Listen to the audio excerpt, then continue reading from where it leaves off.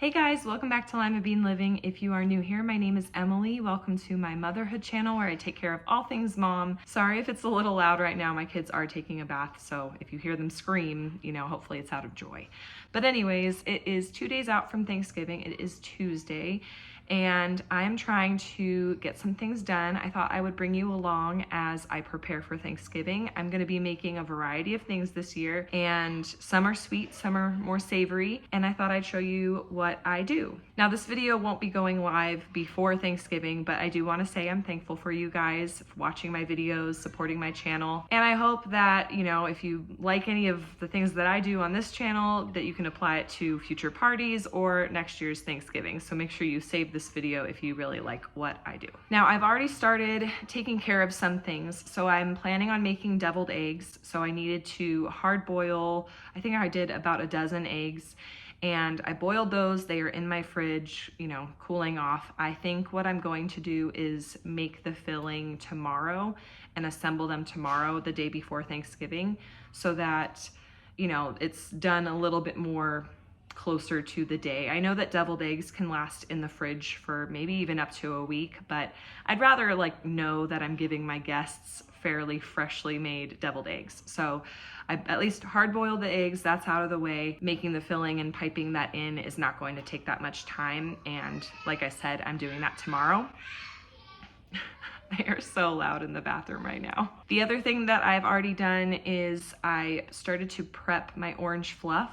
If you are curious about the full recipe, I do have a recipe video, and I will link that up above and maybe even put it down below in the description box if you want that, step-by-step instructions. But the first step that I need to do is I had to mix the water, the pudding, and the Jell-O and cook it on the stove until it boils, transfer it to a bowl, and then refrigerate that. So that is tucked away until tomorrow, when I will whip it up and add in the other ingredients, and then that will be checked off my list. Then today I wanted to do two more things. I wanted to make some meringue cookies, and I wanted to pipe them in a really cute way. So to make my meringues, I measured out how many egg whites I want to use. In this case, I did about 6 eggs.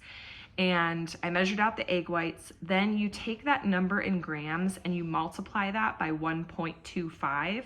And whatever that number comes out to be is how many grams of sugar that you want to add in with the egg whites.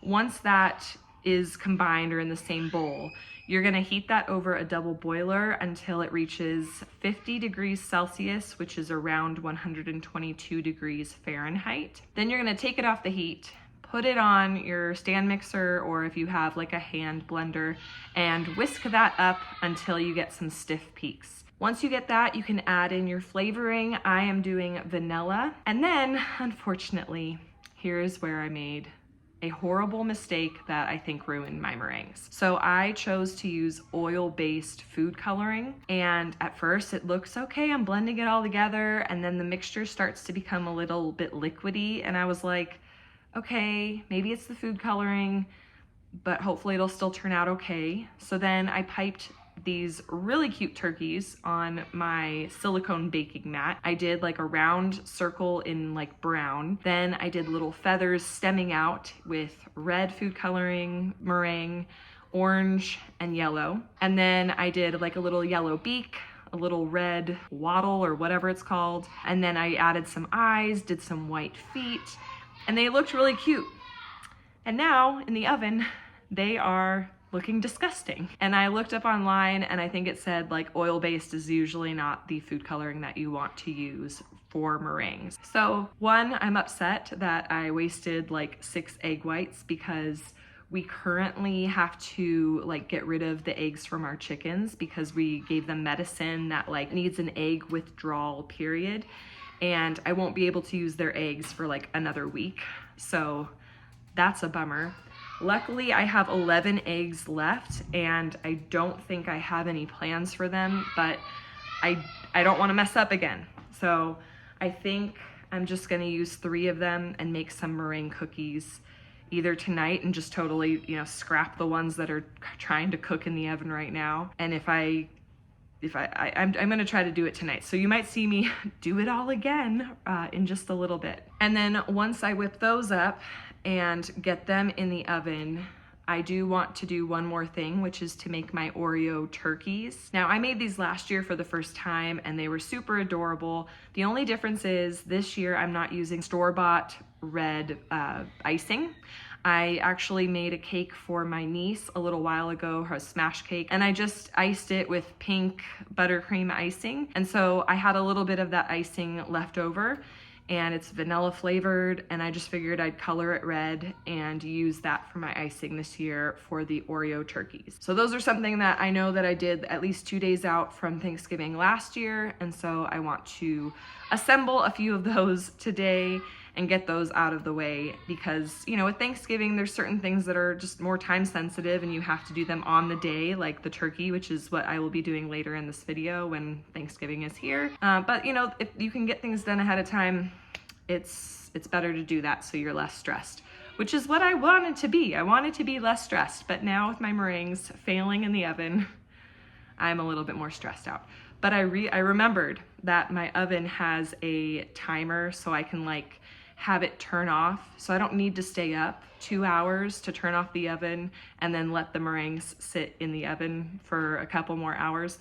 I can, you know, work another hour, get these meringues done, get my Oreos done, and turn my oven to like turn off at a certain time, and then I can just go to bed. Anyways, I gotta wash the eggs that I do still have. They were unwashed, so I need to wash them. Once I do that, I will check back in and do it all again. You do not have to be good. Even the best of us have been misunderstood. So get up on your feet. The sun is shining, repentance through the leaf. Its rays will wash you. I'm walking slowly, I'm taking my time. All I like are talking is starting to rhyme. Letting go of lonely, letting go of strife. I just can't get enough of this beautiful life. I just can't get enough of this beautiful life.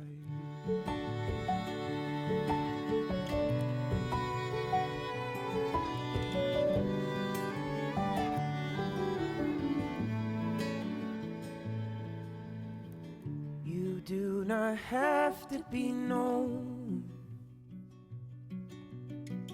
Even the best of us have sometimes felt alone. This whole world is your home, so reach out your branches, lay your roots back to the soil, and watch the rain help you grow.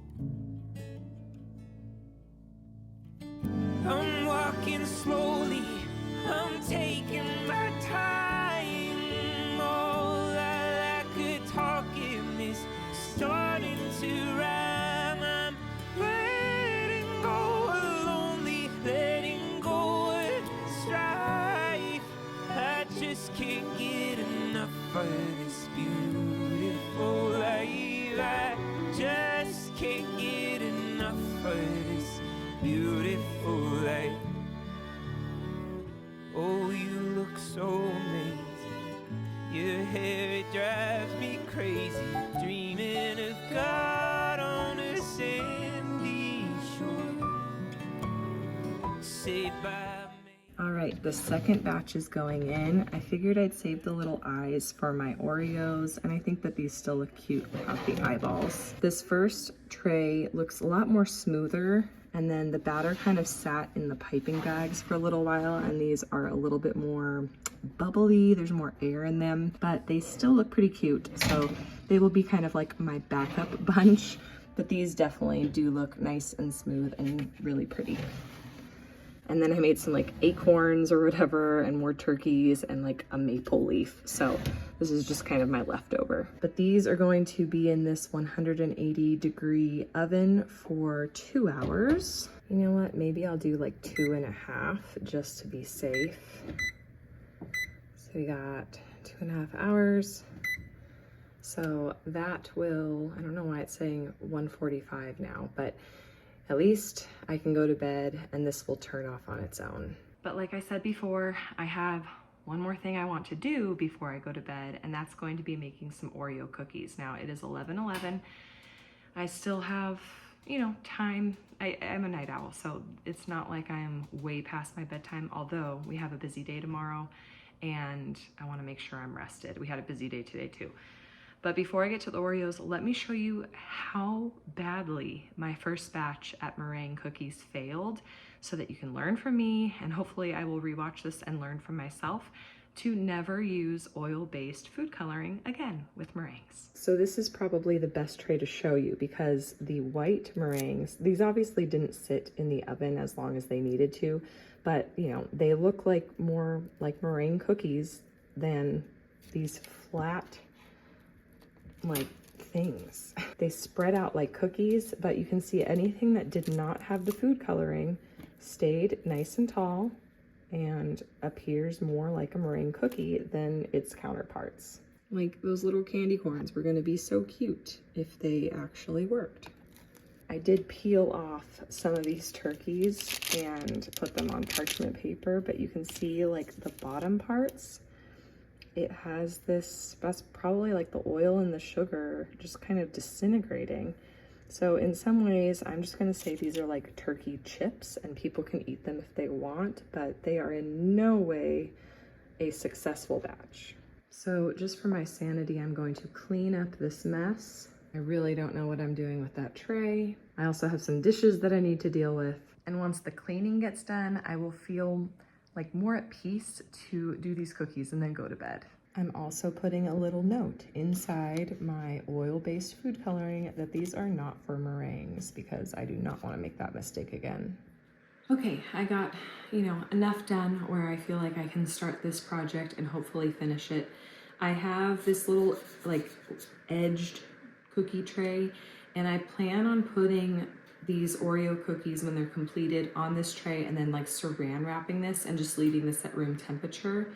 And the little ledge here will help the saran wrap not touch the cookies, even though there's really not going to be too much exposed that could get ruined, just, you know, to be safe. So I have some candied eyes. I have some autumn mix candy corn, so like the brown, orange, white, and then the yellow, orange, white, and we're gonna alternate them. I have some Reese's peanut butter chips. You can do butterscotch, really just probably any brown chip. I have mega stuffed Oreos because I want that there to be a little bit of extra space for us to put the little candy corns in the cream. If you get Oreos that don't have as much cream, this will be more difficult. And then, like I said, I have the red frosting that I dyed after frosting my niece's birthday cake. So let's go ahead and open these up. And I plan on doing pretty much all of these cookies in this way. I might save one or two just for me. Pour these out just to make life easier. Okay, so it's not really gonna matter. My family won't care. But my peanut butter chips, I had sealed them like with a little burning seal the last time that I used them, and they have since developed a little white film, but it looks like I can just kind of brush it off and they will look like they're supposed to. They taste totally fine, but whatever it was, even though I tried to seal it as best as I could, I didn't have a vacuum sealer when I was using these last, but they'll be okay. So what you're gonna do is you are going to take your Oreo and you're gonna stick the little candy corn in, and you wanna alternate, like I said, the yellow tops with the brown tops. And I think last year I did about, I don't know, 5 or 6 in here to look like the feathers of the turkey. So we got our little Oreo with our feathers in, and then we're gonna take some of our frosting.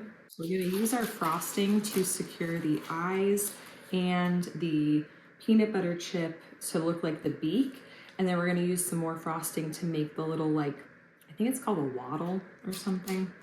But, you know, all you need is a tiny bit of frosting to act as the glue. Okay, so we got our first one done. Here you can see the little beak, the little waddle or whatever that red thing is called, and the feathers. You can add more if you like, you know, a bigger look, a more full feathered figure. But we're gonna go ahead and do many more of these.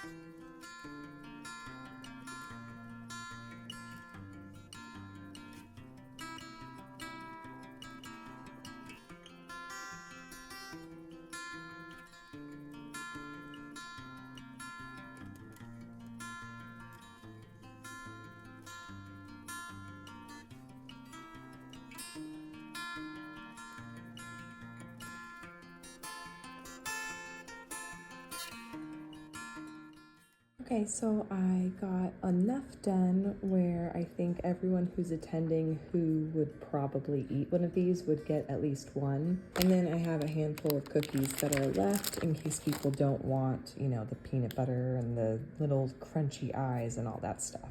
The cookies in here are still going strong.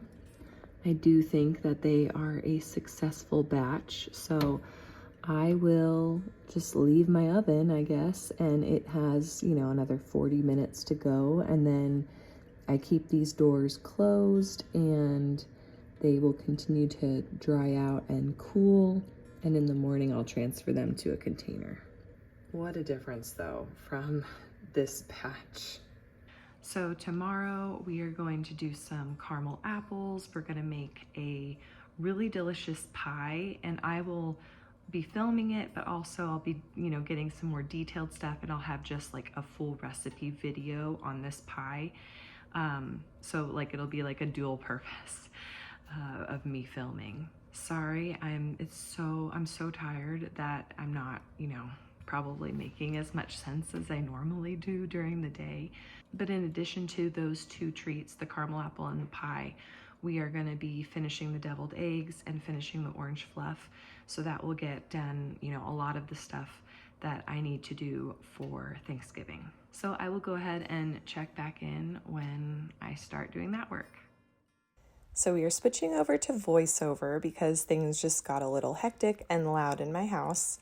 These were the cookies the morning after, and I actually had to rebake them again because they were a bit sticky. But after that, I went ahead and worked on my glass board. I didn't like the way my writing initially turned out, so I did edit it, but this is the final look. And then we are moving on to finishing preparing the orange fluff. So to do this, we are just blending up the Jell-O pudding water mixture that we put in the fridge the day before. And then we are blending in some Cool Whip and folding in marshmallows and the fruit.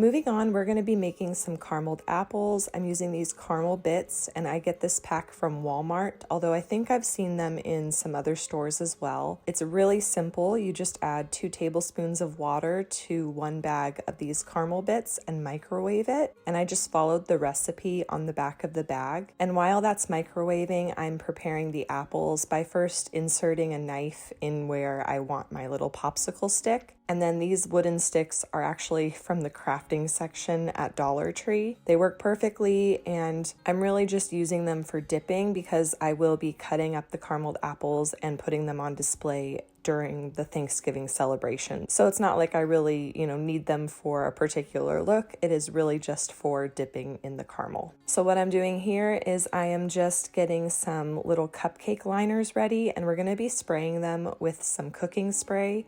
And I really wish I would have put a better coat on there, because when I was peeling them off from the carameled apples, some of them I guess maybe didn't have enough cooking spray and they kind of got stuck to the caramel, so I did have to cut off some of the caramel because there was like paper stuck to it. Or in the future I may end up just using little squares of parchment paper. But anyways, those, after they were dipped, were put in the fridge to set, and then I moved on to making this delicious like cherry coconut pie. It kind of is, I personally would say it's a family recipe because I got it from my uncle, but he got it from a friend, and it's just kind of migrated itself to me. So I will actually be putting out a specific recipe video for this pie, but essentially you're taking a yellow cake mix, some coconut and butter, and making a crust, and then you're going to be using some canned cherry pie filling and putting that on, baking that some more with a topping of like sour cream and milk. And it sounds really weird, but like it just comes together so nicely, and it is just a very delicious pie that I always remember having at Thanksgiving because my uncle would make it to celebrate his son's birthday.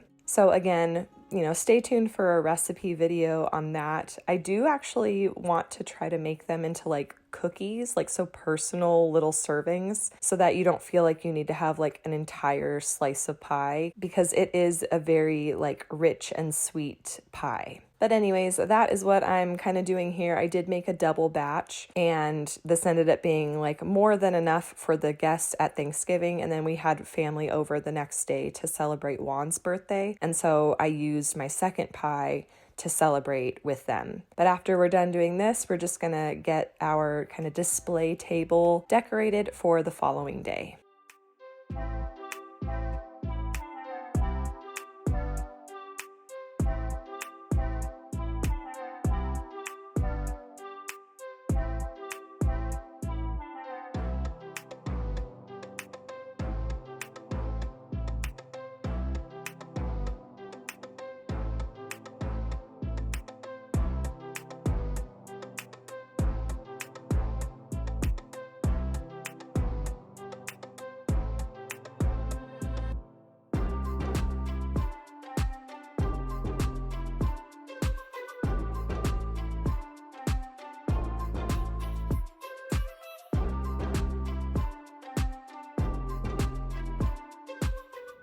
Good morning. It is Thanksgiving morning. It is 8:30 in the morning. Lots of mornings. I just took out our turkey. It was recommended online to take it out of the fridge after it's been defrosting and let it sit on the counter for like an hour before actually going into the oven. And so I thought I would take it out now, even though I don't plan on putting it in the oven until about 10 a.m. So I got an hour and a half to let it sit for a little bit. And then I will be mixing some butter and poultry seasoning, mixing that up into like a paste, and then spreading that underneath the skin of the turkey, so in between the skin and the meat. And I also have to prep some carrots, celery, an onion, an apple. I think those are the only things. So I'm gonna do that now. And then once, in about 45 minutes, once the turkey's been sitting out that long, then I think I'll, actually prep the turkey and get it in the pan, let it sit a little bit longer before actually going into the oven. So I was feeling a little overwhelmed. particularly because the last 2 days we like really haven't been at home. It was Juan's birthday yesterday, and so we've been doing like a lot of activities. He took off from work and we just had some family time, but that really cut into me prepping for Thanksgiving. And so I was feeling overwhelmed. So what I did was I actually like made a little timeline, and I started with Thursday. I was like, when do I want to eat? Okay, so if we're gonna eat like 4:30 is the goal, then I would anticipate the turkey needing to be carved like 3:45. Like, give it 45 minutes to carve this bird, and if it takes less time, great, but I'm not the one doing it, so I don't know how long it's going to be taking. But I'd rather like leave more time than not enough, and then we're like eating at 6 o'clock, let's just say. So anyways, carving the turkey 3:45. It should sit outside the oven and rest for 45 minutes. So that means the turkey needs to come out at 3. And then I want to baste every like 45 minutes. And the turkey, I believe, needs to be in for 4 to 5 hours because of the size that I got. So I hate when it's this flexible because you never really know. And I think last year it actually took a little bit longer to bake than I was anticipating. So I have my little like basting time stamps of, when I need to do that, when the turkey needs to go in, when I should preheat the oven, working back to the steps that I just shared. Sorry, Aubrey has a bird toy and it's like really loud in the background. But so I left spaces between the turkey instructions, and I have like, people are coming here, this is when I need to put this out.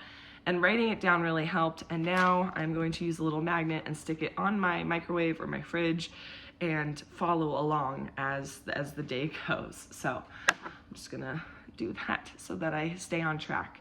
But I'm still ahead of my schedule, but that doesn't mean that I can't still, get working and get ahead of schedule so that when people do arrive, I actually can enjoy their company. So let's go ahead and prep the stuff that's going inside the turkey's cavity once I clear all that out, as well as like on the bottom of our roasting pan.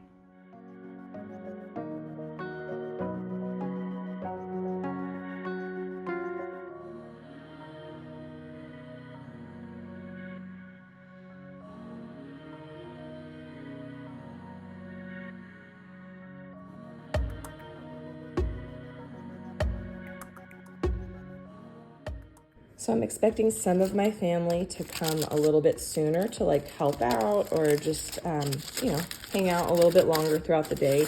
So I thought I'd break out some of this apple bread I made a while ago. A lot of the times when I'm baking, I do like a double batch and then we can stick it in the freezer. So this is a loaf I made a while ago. I'm just gonna cut it up in not full slices, but like half slices, and put these on a plate for people to enjoy this morning. So this was just like a last minute decision that I'm adding to my plate of things I'm providing today. But since I've already made it and I have like a now washed cutting board and knife out, I figure I might as well just prep this and have something else to serve our guests, especially the ones that are coming a little bit early to help me, get the final touches done. So if you haven't tried this bread before, I really suggest you try this recipe. I have made it multiple times on my channel, but I have an entire just dedicated recipe video to this delicious bread. Okay, so we're moving back to turkey prep. I have a peeled Granny Smith apple, as well as a cut up onion, lots of carrots chopped up, and some celery. And that's all waiting to be stuffed into the turkey, as well as kind of on the bottom of the pan. And here I am rinsing our turkey, but also I realized like the center of it, the center cavity at least, was still kind of icy. I did have some issues with defrosting this bird, but it ended up working out. I made sure to take out all of the stuff that was inside both cavities. There's one on the bottom and one on the top. And then what I'm doing is I took, I believe, a half teaspoon of poultry seasoning and a stick of butter that was soft. And I mixed that up, created that paste, and I'm spreading it as best as I can between the skin of the turkey and the meat of the turkey. And this will help keep the turkey really moist and just really nice and juicy and very flavorful. So This has worked for me 2 years in a row. I love this method. It seems actually like a lot easier than I would have anticipated, preparing a turkey and cooking a turkey. So I'm proud of myself because, as most of you guys know, I'm a baker. I don't really consider myself like a cook. I'm not really good with savory things, in my opinion. So this is something I can follow along and kind of repeat, and it's a success. I'm also adding some apple juice to the bottom of the pan, and so that will create a little bit more liquid for when I baste this bird. I do have a meat thermometer, which was very helpful, so I tried to get it like right in the center of the breast, and we're looking for like 165 degrees.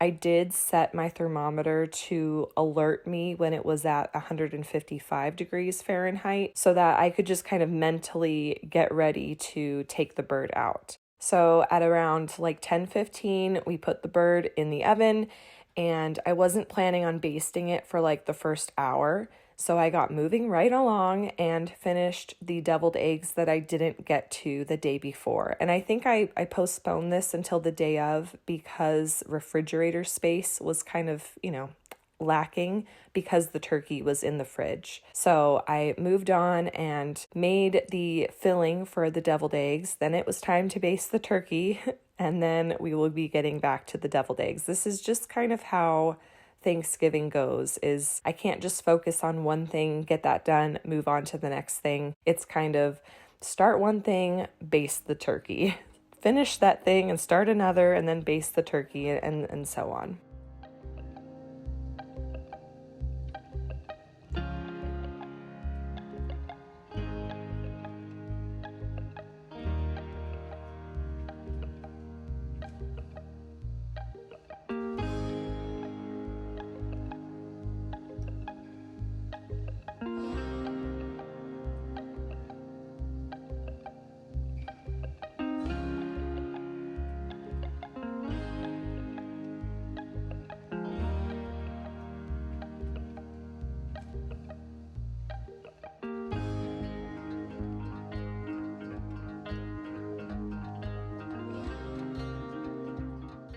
So I decorated the tables outside, I decorated the little island that we have, and then I went and I decided to put out another little appetizer. It is cream cheese with the sweet salsa. I get it at Stater Brothers. I've seen it at other stores, and you just eat it with tortilla chips. The salsa is super sweet. It's not spicy at all, but just the combination of the salty chip with the cream cheese and the sweet salsa, it has been a staple in my family, and I try to incorporate it every once in a while whenever we throw a party. But as I mentioned before, it was time to baste the turkey again, and by this time it was kind of as pretty as I wanted it to be. I didn't want the bird to get too much darker, so I did put the lid on this little roasting pan that I have. I really don't know where I got this. I think it might have been a wedding gift that I, never said that I wanted, but it was, nice that I was able to get one because it's served us for 2 Thanksgivings now, and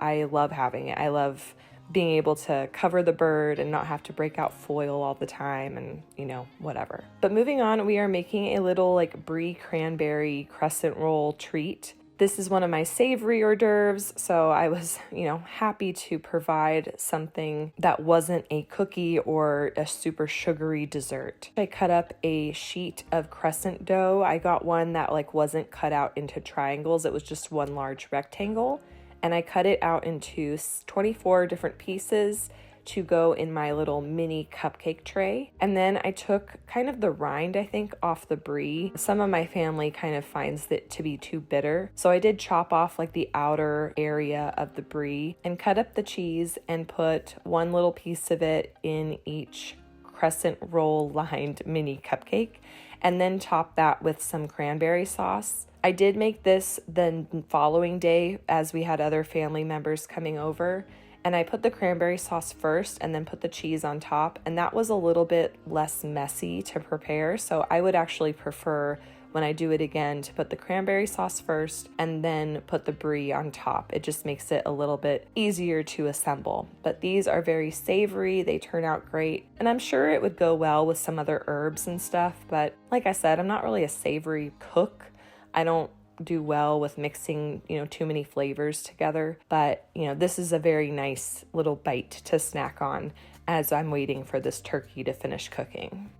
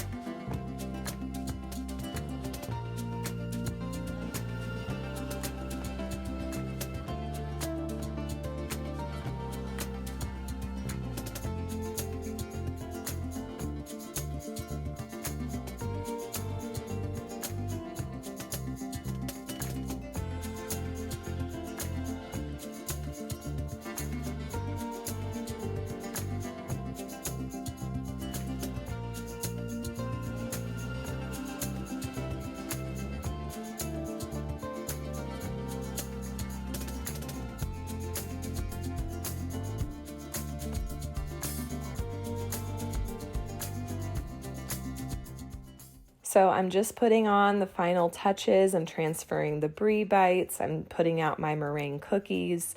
I didn't want to put them out too soon because it was pretty humid like the day before, and I didn't want them to get all sticky again. So that is why I waited until kind of the last minute to put out my meringues. I'm also cutting up my carameled apples and getting those out on the platters. And we're just waiting for people to show up and start eating and having a really great time enjoying people's company. I really hope that you guys, find this video informative or inspiring for maybe next year's Thanksgiving, or even some of, these hors d'oeuvres just as a party treat if you're planning on having a get-together anytime soon, or even for Christmas. I'm sure a lot of these things would work out well. Obviously, you probably don't want to make turkey meringues for Christmas, but you could do little Christmas trees. I might do that in a future video. We'll see. But let me know down below in the comments if you plan on trying any of this for a future Thanksgiving or future event. I was pleased with myself that I was able to fairly accurately put a timeline for Thanksgiving Day. My turkey came out around when I anticipated it to be done, and it took around 45 minutes maybe to fully cut up the bird and serve that meat. So I'm definitely saving the little paper where I had timestamps of, everything I planned on how it would all flow, because it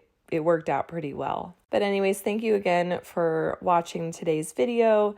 Don't forget to hit that thumbs up button. And if you guys are new to my channel, I would love it if you stick around and subscribe. I take care of all things mom on this channel, and I'd love to have you follow along. I also hope that you had an awesome Thanksgiving, and I will catch you guys in the next video.